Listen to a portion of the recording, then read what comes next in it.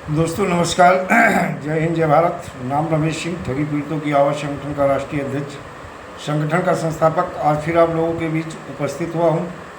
दोस्तों एक बड़ी जानकारी, लेटेस्ट जानकारी आ रही, जो हमारे संगठन के माध्यम से लगातार सांसदों को टारगेट किया गया, उन्हें ज्ञापन का प्रोग्राम किया गया, उनसे मिला गया, अपनी पीड़ा और दर्द को रखा गया, जो कि संसद में भी आवाज़ उठी। देखा जाए ठगी पीड़ितों की आवाज़ संगठन के जो पीड़ित जमाकर्ता और हमारे संगठन के साथी हैं, लोकसभा 71 सलेमपुर देवरिया के बहुचर्चित सांसद श्री रमा शंकर विद्यार्थी जी से भेंट कर भुगतान के पीड़ितों के संदर्भ में चर्चा किया गया। उनके द्वारा संसद में उठाए गए सवाल के जवाब में केंद्रीय वित्त राज्य मंत्री श्री पंकज चौधरी जी के द्वारा मिला हुआ प्रपत्र संगठन के नामित साथियों को सांसद महोदय ने दिया, जिसमें वर्ष 2019 की बहुत ही सारी जानकारी दी गई।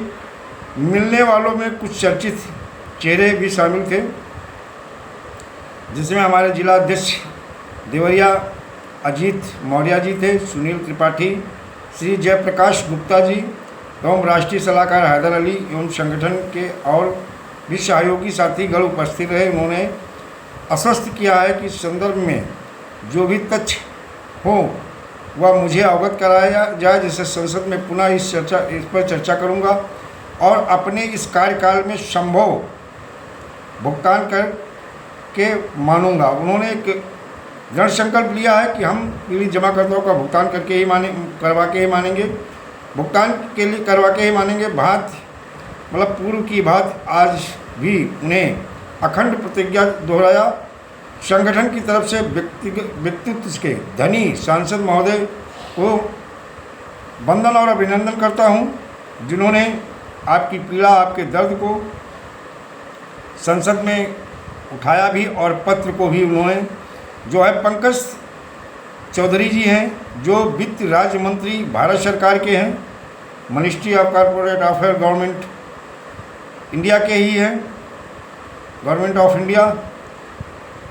उन्होंने मैं लिखा है, प्रिय श्री राजभर जी, मैं आपको ध्यान दिनांक 6/8/2024 लोकसभा सभा में नियम 377 के तहत आपके द्वारा उठाए गए मामले की और आकृष्ट करना चाहता हूं कि जिसमें आपने उत्तर प्रदेश के देवरिया जिले में फर्जी कंपनियों तथा सोसाइटियों द्वारा ठगे गए लोगों को धनराशि वापस दिलाने और सुनिश्चित कराने की आवश्यकता के संबंध में उल्लेख किया था। उन्होंने अपने पत्र में रमाशंकर सर ने, जो हमारे सांसद हैं, उन्होंने उल्लेख किया था, उसका जवाब दिया गया है। मैं आपको अवगत कराना चाहता हूं कि जहां तक पौंजी योजनाओं बहुचर्चित विपणन MLM यानी मल्टी लेवल मार्केटिंग फर्जी कंपनी सोसाइटी द्वारा किए जाने के वित्तीय घोटाले के लोगों को बचाने के लिए कानून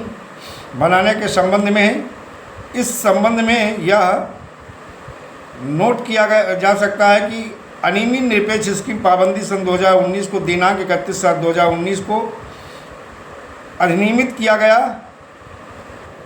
वह अधिनियम अनियमित जमा योजना पाबंदी कानून सन 2019 एक व्यापक केंद्रीय कानून है। इस अधिनियम का उद्देश्य देश के अवैध रूप चलाई जा रही जमा राशि स्वीकार करने या कार्यकलापों के खतरे से प्रभाव के रूप में निपटना, और जिसमें लोगों से उनकी मेहनत की बचाई गई जमा राशि को ठगने के लिए विनियामक खामियों और कठोर प्रशासनिक उपाय न किए जाने का सहारा लिया जाता है। इसके मुख्य लाभार्थी अवैध जमा योजना द्वारा ठगे जाने वाले गरीब और भोले भाले लोग हैं।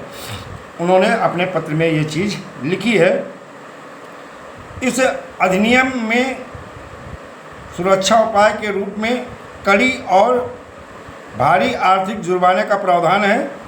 इसमें उन मामलों में जमा राशि को वापस लेने अथवा पुनर्भुगतान के लिए पर्याप्त प्रावधान किए गए हैं, जहां ऐसी योजनाएं अवैध रूप से जमा राशियों को जुटाने में सफल रहती हैं।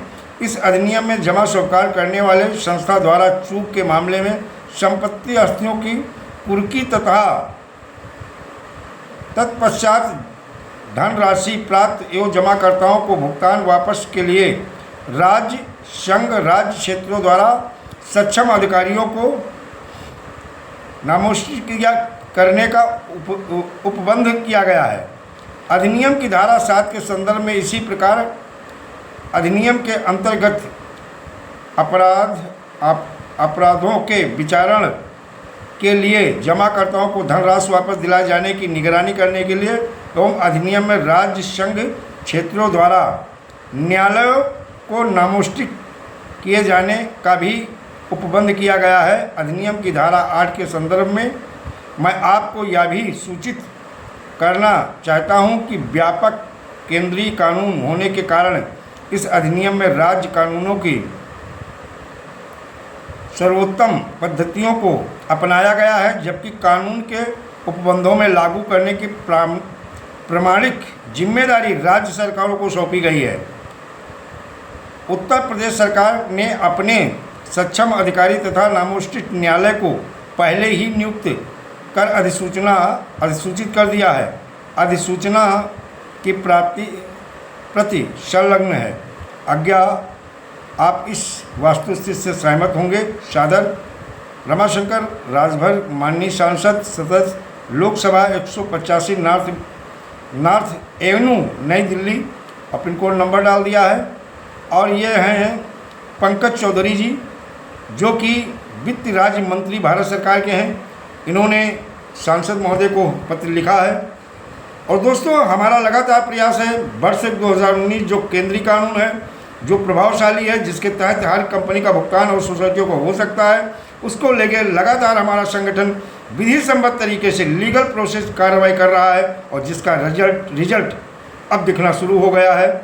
और आपका संगठन हवा में बात नहीं करेगा, चीज़ें प्रूफ के साथ, विधि प्रूफ के साथ आपके समक्ष प्रस्तुत भी करेगा।